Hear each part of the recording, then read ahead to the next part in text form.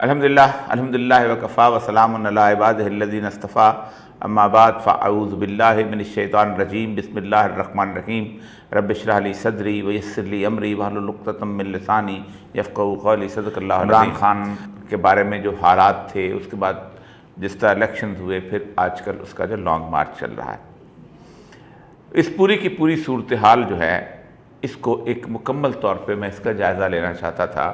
کیونکہ 75 سال کے بعد پاکستان کے اندر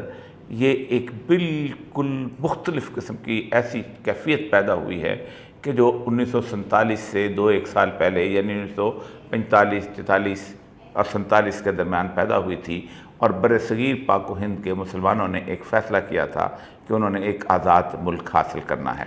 خواتین و حضرات، صورتحال یہ ہے کہ آج کبھی مڑ کے میں اس صورتحال کو دیکھتا ہوں، ان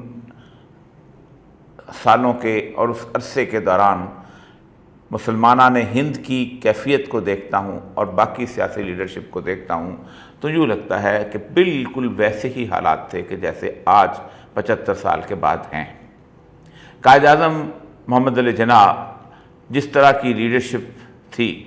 اور جس طرح کی قیادت تھی اور جس طرح مسلمانان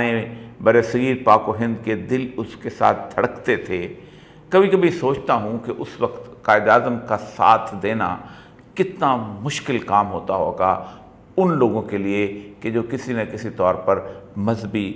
رجحان رکھتے تھے یا علماء کرام تھے۔ اس کی وجہ یہ ہے کہ اس وقت قائد اعظم کے بارے میں ایک تصور بنا دیا تھا ہمارے مذہبی طبقے نے کہ یہ تو بنیادی طور پر ایک ایسا شخص ہے کہ جو اپنے 6 فٹ کے قد پر بھی اسلام نافذ نہیں کر سکتا، اور تو دیکھو کہ ایک ریاست مدینہ بنانا چاہتا ہے، ایک ایسی ریاست بنانا چاہتا ہے جس میں اسلام نافذ ہو سکتا ہے۔ میں ان لوگوں کی شخصیت کی اور ان لوگوں کے حوصلے کی داد دیتا ہوں کہ جو لوگوں نے اس وقت قائد اعظم کا ساتھ دیا، جس میں مولانا شبیر احمد عثمانی دیوبند سے، اور اس کے ساتھ ساتھ مشائخ اعظام کے لیڈر کے طور پہ پیر جماعت علی شاہ صاحب تھے۔ کیسی کیسی باتیں سننا پڑی ہوں گی ان کو اس وقت کہ دیکھیں کہ اس شخص کی بیٹی جو ہے وہ پارسی کے ساتھ شادی کر لی، اس نے خود جو ہے وہ ایک پارسی عورت سے شادی کی، اس کا رہن سہن دیکھیں، اس کے 6 فٹ کے قد کو دیکھیں، مکمل طور پر ایک انگریز ہے۔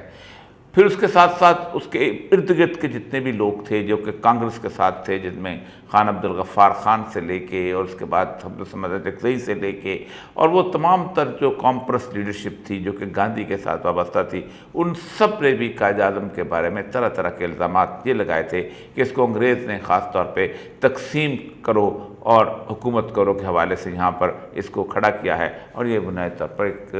شخصیت جو ہے وہ ایک ایجنٹ ہے، برطانیہ کا ایجنٹ ہے۔ خواتین و حضرات، یہی کیفیت آج میں عمران خان کے ساتھ دیکھ رہا ہوں۔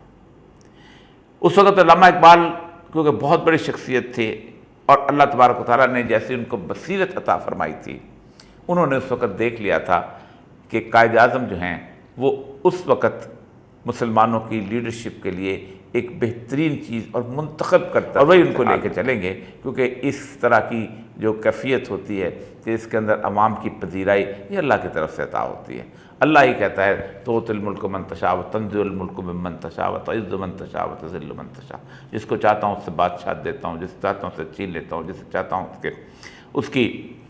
عزت دیتا ہوں، جس کو چاہتا ہوں اس کو ذلیل و رسوا کرتا ہوں، جیسے اگر ہمارے علماء کرام خواہ عبدالکلام آزاد ہوں، خواہ مولانا حسین احمد مدنی ہوں، یہاں تک کہ خواہ مولانا مودودی کیوں نہ ہوں، مولانا مودودی نے حالانکہ نظریہ قومیت لے کے ان کے ساتھ تھے، لیکن اگر یہ قائد اعظم کو اس وقت ساتھ دیتے تو وہ جو 1-1.5 سال تک ہم نے قرارداد مقاصد جو حاصل کرنے کی جدوجہد کی تھی وہ نہ کرنی پڑتی، اور قائد اعظم کے انتقال کے بعد پاکستان جو ہے ان سیکولر ہاتھوں میں نہ چلا جاتا۔ ذمہ داری آپ کی تھی۔ قائد اعظم ایک لیڈر تھے، ایک عوامی طور پر مقبول رہنما تھے، انہوں نے یہ ملک حاصل کر لیا، لیکن ہماری ساری کی ساری علماء قیادت جو تھی انہوں نے کسی طور پر بھی اس ملک میں قائد اعظم کا اس طرح ساتھ نہیں دیا کہ یہ ملک جو تھا یہ ایک اسلامی فلاحی ریاست میں ڈھل جاتا۔ میں قائد اعظم کی وہ تقریریں کبھی کبھی نکال کے دیکھتا ہوں تو میں سوچتا ہوں کہ اس شخص سے بڑا